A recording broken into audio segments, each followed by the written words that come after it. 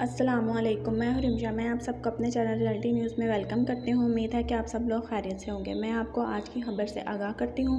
Saudi अरब में Huawei पर पाबंदी, काफ़ी लोगों को परेशानी का सामना शुरू हो गया। इनका इंटरनेट बैंड हो गया, जिनमें व्हाट्सएप, फेसबुक, यूट्यूब और कुछ ऐप्स शामिल हैं।